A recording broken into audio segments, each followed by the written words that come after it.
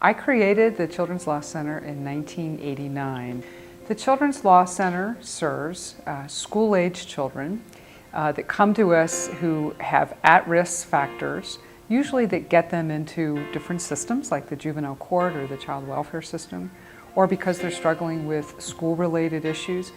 Many of the young people that we serve are incarcerated, or they are involved in the juvenile or family court systems. Sometimes they're just at risk for being involved. I think the biggest challenge that we see long-term for many of these kids is that they really have challenges that prevent them from successfully transitioning into adulthood. So sometimes those are economic circumstances, they're related to their education, they're related to incarceration or mental health issues that go untreated.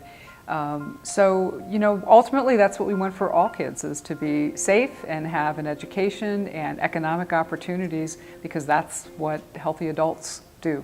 Through our advocacy on behalf of kids, we're able to help children navigate those difficult situations, as well as to help them become self-advocates for themselves. And through that, we're able to create outcomes for them where they have more economic opportunities, where they have more stable and supportive living situations, and kids where they can be just kids and be free from mental and physical harm. Demand for services at the Children's Law Center has grown and grown over the past few years. We're serving record numbers of individual clients and cases, not counting the thousands of kids that are impacted through our systemic work and reforms across our region. We have served over 500 individual cases, and that number is going to grow and grow in our community.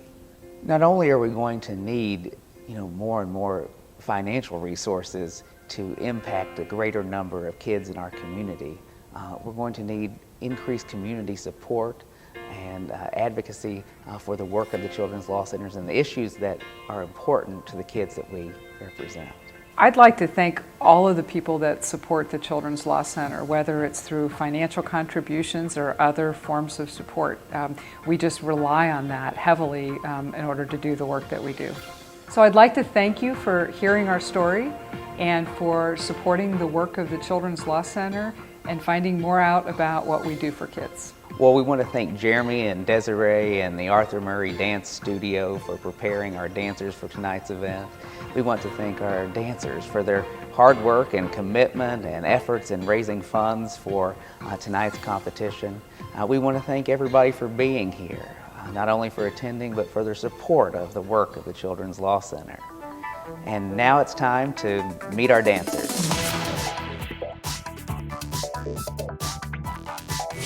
Mike Wong is such a joy to work with. This is the second time that I've actually got to work with him for a charity event of the same nature, and he's just so full of life and energy and always has the best aspect on everything, and I couldn't ask for a better partner. Only frustrating part about having Mike Wong was the opening, and trying to get him to Grapevine going forward and back on every occasion has not always been the easiest, but hopefully we will get there and it will be okay. And at least I can finish the song. I old man like this, the one dance is only 2.5 minutes, but take me 30 hours to learn that. But she told me, and the ending ballroom dance, the man is always leading. Someday I will lead him.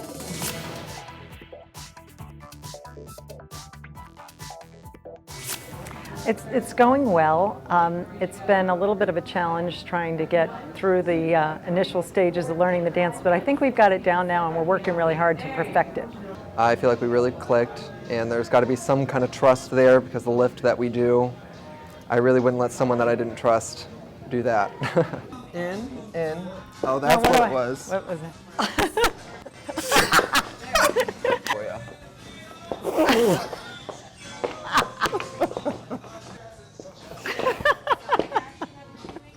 We'll come in. I'm doing it still. Okay. You don't have Don't jump. You don't have Don't to jump. What am I doing wrong? All right, this is better. We're getting there. You're just getting too far. And it should be a smooth movement, not like that. A smooth motion. A smooth motion, not balance. That's an interesting. Something I'm lacking. So we'll come in. Where were you going? I don't know. Where we got? 1, 2, 3. There it is. Getting there. Getting there. Well, I know it's a long shot, but I'm generally competitive by nature, and I still think I'm going to win this thing.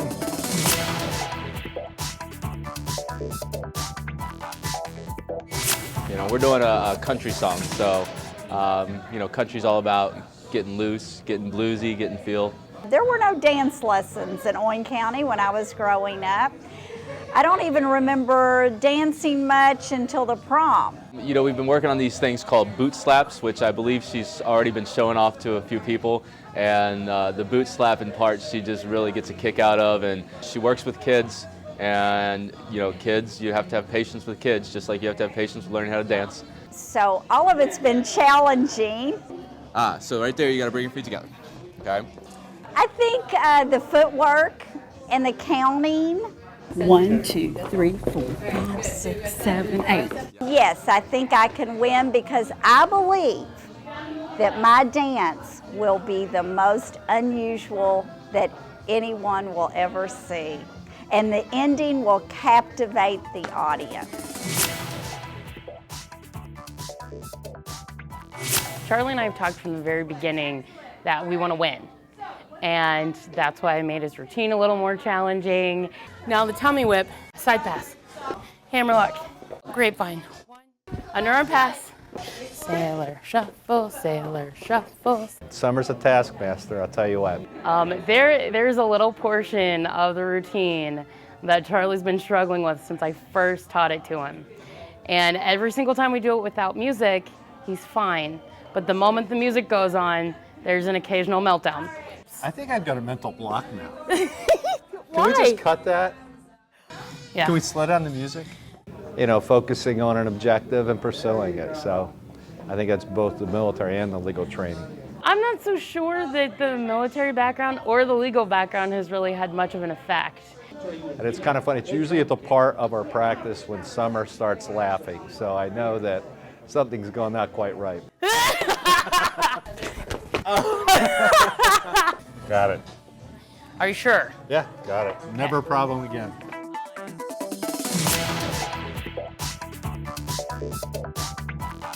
Hardest thing I think are we do swivels in a double hand hold, and we kind of can't do that as simply as I'd like.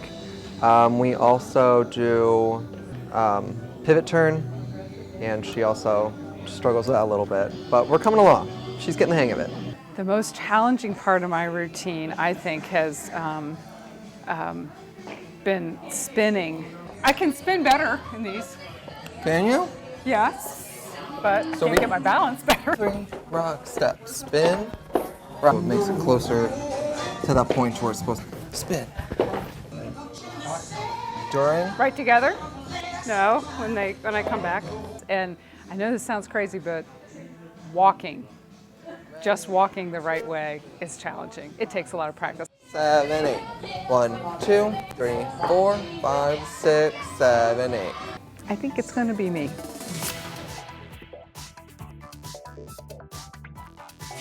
He's a great teacher of the elements and the fundamentals. Right, so when I put my hand right there on that button, the arm's supposed to go up. Oh, look at that, it works. Let's try it again. Helen's a little stiff. So right here is where I want you to think about spaghetti arms. Nice and wet noodle. She just likes to grab and hold on and you know, just hold on for dear life. Just a nice, comfortable, relaxed arm is what I'm gonna need there. I like to lead. That's my biggest challenge, is instead of letting Jeremy lead me. And then that'll just give us much better feel. And I will have less cracked ribs. So that's the biggest challenge for me is not leading. That's not my job.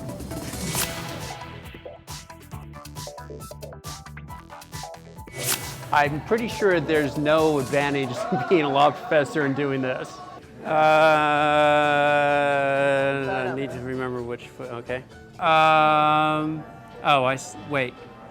No. He's not from a musical background, so it's something that we have to approach very logically, and matching things up with the music and teaching him what a beat is and how to follow that has been something that we've had to work a lot on. 2, 3, 4, 5, 6, 7. So You seem slower than me that time. I was going with the beat.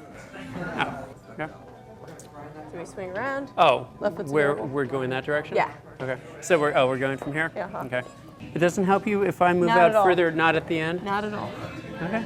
Since we're filming, you know, like in Dance with the Stars, usually they like drop each other.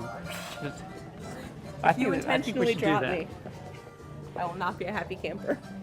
Just, you know, gives the audience, you know, that much more, makes them more worried when we go up there. Like, oh no, you know, Tony's gonna drop her, Tony's gonna drop her. My keys to victory are this.